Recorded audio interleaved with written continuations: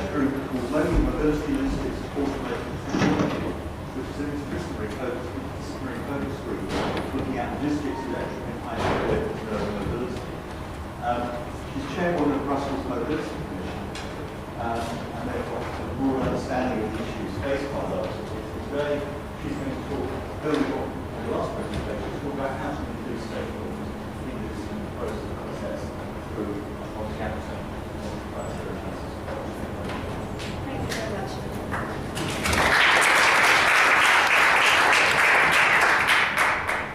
Thanks already. Do anything. So, good evening, and I'm very happy, in fact, with the tube strike today, because it really shows that you have indeed a lot of stakeholders involved into urban mobility. Transport for London might have a good vision on how to organize mobility in London. You have all those tourists coming here the whole summer, and I guess even the whole year.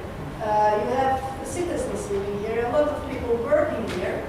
They all have their own objectives on how to use that urban mobility. But if the employees of the tube are not working and their objectives are not being taken care of, you see what's happening.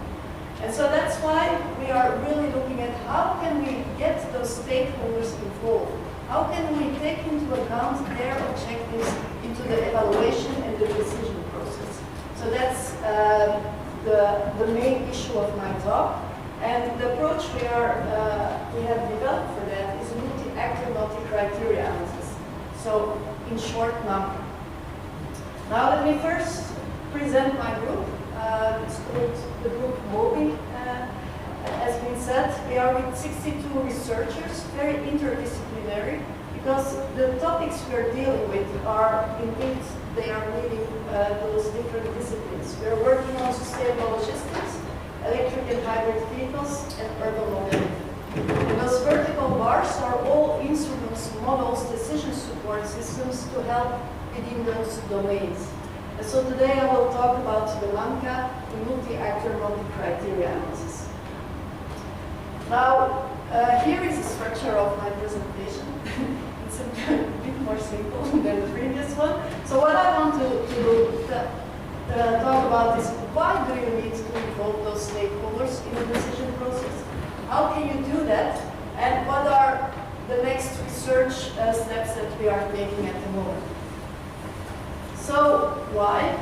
I already talked about the London tube case. I saw this when I was wandering around today in London. Found very, very nice. And indeed, you better go for a coffee with all your stakeholders in order to avoid this type of strikes. Another example is in Antwerp. There they are experiencing structural congestion every day, and so they would like to close the ring road around Antwerp, the large ring road. And the idea is to have a large bridge, but well, that was the plan of the Flemish government.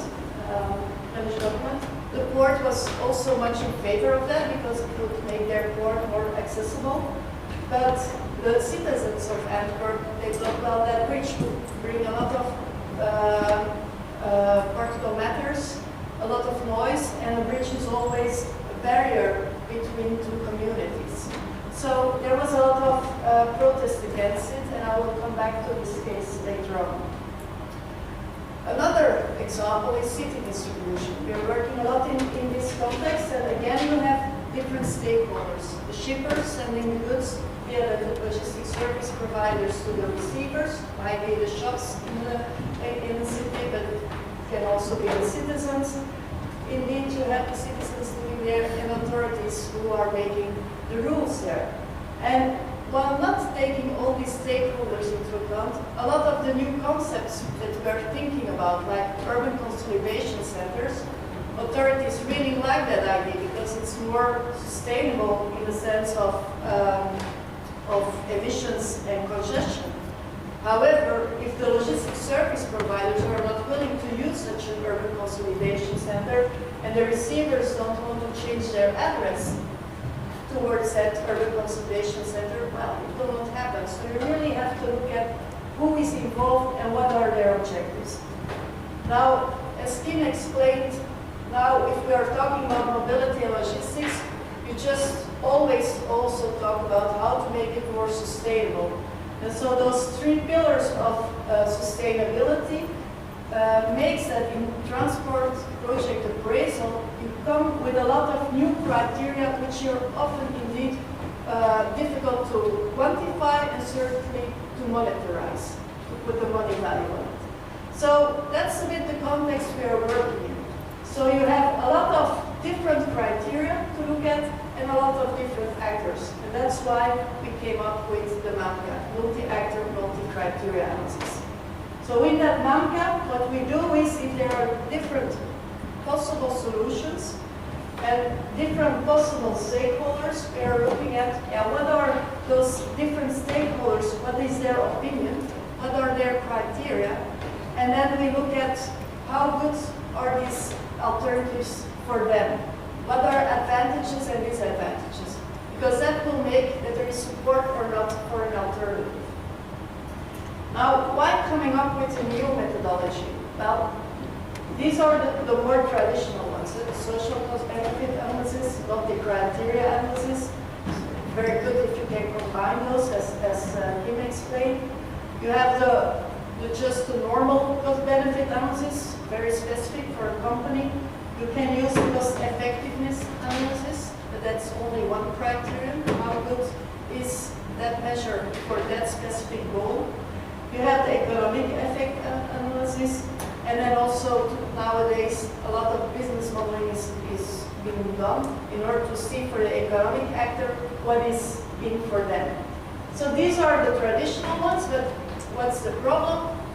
The idea of actors and stakeholders is really difficult to find in those ones. Indeed, you could say, well, multi-criteria analysis already takes into account different criteria. And sometimes in the social cost benefit analysis, you might have a look at, well, for who's the cost and who's the benefit. But still, then again, you have a lot of costs and benefits which are not included there. If you look into the history of multi-criteria analysis, in the 80s and certainly in the 90s, a lot of the methods already, some were mentioned, like HP. We are also using a lot of Prometheus because it was being developed in our university. But you see, in all those different methods, you have hundreds of multi-criteria analysis methods. In the 90s, a lot of them were being further developed in order to use in a group decision context, so with a lot of people.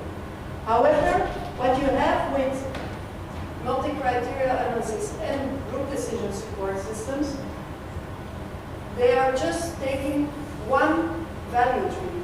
We show it here. And so one value tree, you are looking at what is for the whole group, what are a common set of criteria.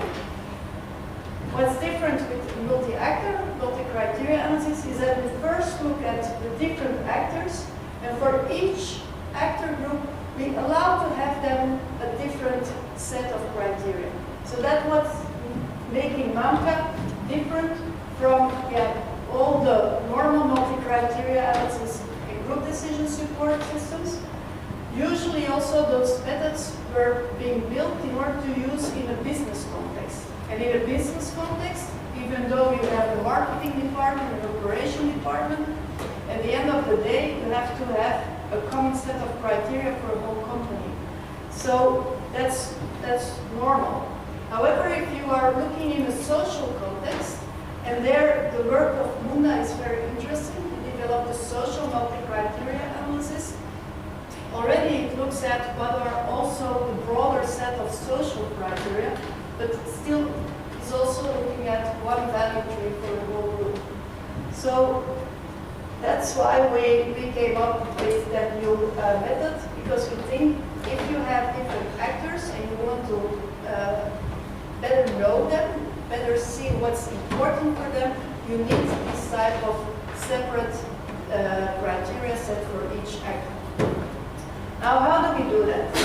This is how the MAMCA works. We have different steps in it, and I will go through the steps with a small example. So the case is the one of the one in Antwerp. So what are different possibilities? You could have that bridge here. There was an alternative being developed by another study bureau where they use a tunnel.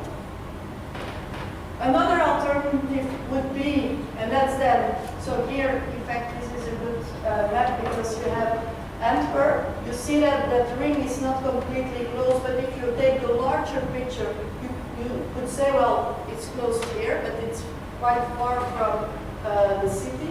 But here is a tunnel where they have to pay toll, so it's not used enough, just also because it's a long way away from where people have to go. And then there are here tunnels, but they don't have to pay toll to use that tunnel, so you might optimize the use of it by using a toll system. And then the last alternative is just doing nothing. So that would keep the situation as is. So we have in that first step, we looked at what are the different alternatives, and you have those different possibilities. So once you know what are possible solutions, you can have a look at who is involved, what are the main stakeholders. And in this example, well, the Flemish government, they are paying also for the works. You have the citizens of Antwerp and the core community. Third step is then, well, what are their main objectives? What are their criteria? And how important is that for them? What are the weights they are attaching to it? So in fact, it's the weights. These are their priorities. And so for each of the actors, we looked at what are their main objectives. And then to get the weights, we used the HP method, pairwise comparison, because it's a very simple way to look at, what is important, and this is that 1 to 9 scale, indeed. And so for each of the actors, and we did this exercise, so we went to the Flemish government asking what is the most important criteria. Is this indeed your list of criteria, of course? We did the same for the citizens of Antwerp and then for the port community. In our different projects we did so far, this type of exercise, depending on the budget, depending on the time, we do a lot of interviews.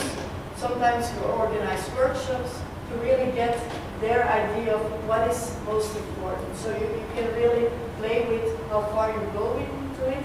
But of course you need to have enough people so that they are also trusting that that's indeed the point of view of that stakeholder group. So this first part is very important. And often by doing it, by doing the 3 steps, you might get also, if you are talking to those stakeholders, you might get new ideas of alternatives. You might also get new ideas of alternatives when you are looking at, these are their objectives, so we might already change something. So it's really a very important step that you have to fix before you come to them. And then once you have those criteria, you need to know how will we measure it. If it's ex ante, before a project, you might need micro models, or you might need estimations about it. If it's after or an evaluation of a project, you might have real quantitative data also. So this is a step where you say, well, if I have those criteria, for example, road safety, what will be the indicator to measure it, and how will I measure it? And then here, I'll first show. So here are different indicators for all those criteria. For example, efficiency of the traffic flows. Here we used old studies of simulations where we looked for different alternatives, what will be the impact. So then, once you have with all the data. For each actor, you will be working out multi-criteria analysis. So here, for example, for each actor, the Flemish government here, you have the different criteria. You know also their weights, these are the bars. And you also know how good these different alternatives being scoring on those different criteria. For the Flemish government, their idea of the bridge is scoring the best, which was a good thing because that was indeed their proposal to do, so that was nice and it came out as the best one. Mainly also because it will help a lot with the efficiency in traffic flows. It's quite a good one for traffic safety and so on. So a lot of positive issues for that bridge. The citizens of Antwerp, well, for them, that bridge is scoring the lowest, but you also see that for them, it's not so clear-cut, and they would in fact prefer to have the tunnel, which is already there, but to have it better managed. So that these are possible solutions. And then what is completely different than the normal multi-criteria analysis, you bring those different points of view from those three actors together, and you get an idea of, well, is there indeed a consensus? Well, in this case, Flemish government and the port community have the same opinion, but the city of Antwerp, well, they have indeed a different opinion, and quite where they would prefer the bridge one, they really have that as the lowest priority. And then you can have a look, well, why is that, and start discussing about it. So, after these 6 steps, in the 7th step, knowing all the advantages and disadvantages, you might go back and change the alternatives, say, well, how can we compensate the disadvantages for certain actor groups? You really get very good insights in how to, for example, as a policy player, well, how will I be implementing something, taking into account those different actor groups? You get all the information. So, we have been using this methodology in a lot of applications, light rail infrastructure, intermodal transport, terminals, for example, biofuels. But in fact, we also use it outside the transport sector. For example, for spatial data infrastructure, because in a lot of cases, once you see that there are different actors involved with different objectives, which makes it a real difficult decision problem. At that moment, MCA is interesting because you get, in a structured way, a better view on how things are how people are thinking about it. If you go this summer on holiday with your children and you have your 16 years old daughter and your 10 years old son and your beer drinking partner, you will see that indeed all those actors have different objectives, and you will have a difficult time to decide what to do. So you see in a lot of cases, you will see, once you see different actors with different objectives, this methodology will help you to get a structure in it and to see what are advantages and disadvantages. Now, what are we doing next to further develop this methodology? First of all, I will go through 6 new developments we are working on. First of all, we are working on a software. After the summer, that software will be ready. It will enable us to more easily do our project because that software is completely designed for the MCA methodology. But of course, it will also enable a lot of other scholars, practitioners to work with the methodology. Next to that, we are also seeing that, well, as MCA is looking at different actors, you might have a good view of who's in support of a certain alternative, but that alternative might not be a very sustainable one. So what we are doing next to it is to combine it with the 3 Ps. And so a bit, as Kim explained, you can have a multi-criteria analysis completely looking at the 3 Ps of sustainability. And so in our LISTO project, it's a European project, we are combining MCA together with a multi-criteria analysis based on the 3 pillars of sustainability. And there we will have a toolkit for smart mobility concepts so that cities can have a look, well, if they have different options, how will that score on the different actors that are involved in the city and on the 3 main pillars of sustainability. So that's also in autumn, we will launch that toolbox.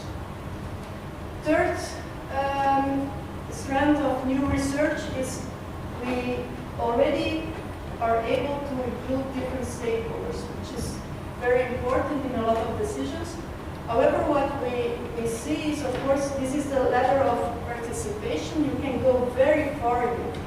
And so within our different applications so far, what we always do is get the stakeholders involved in saying what they find important, which criteria, how important they find it. That's, of course, an easy part. But we might also involve them in selecting the alternatives. And we might also involve them even in evaluating different alternatives. Sometimes we do that.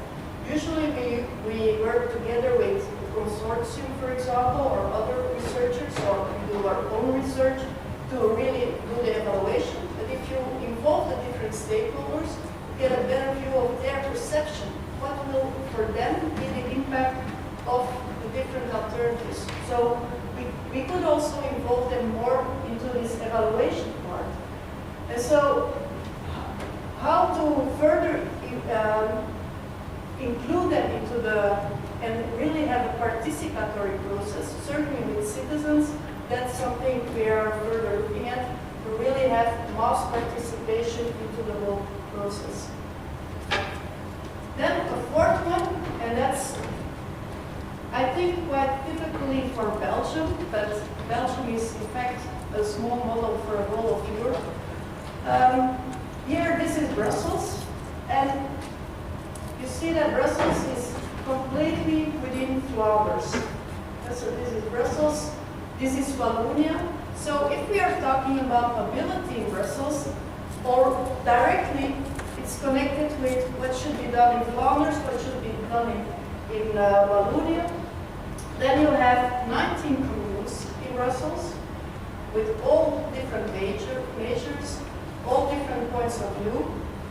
And then there is often the federal government who also have a say in mobility issues.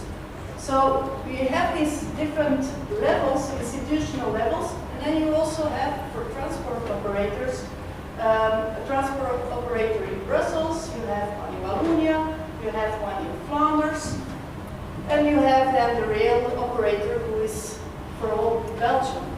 So what Transport for London is doing, we can only dream about that in Brussels. That's for sure. But you have those several institutional levels. And so what we are now doing is, with that MCA, is looking at what are the institutional levels that are implied in the decision. And we call that the COMCA, which is competence-based multi-criteria analysis, to see what are the competences, who can decide about something, and we involve them into the decision process. So we have projects on that, on how to really get those different institutional levels into the decision process.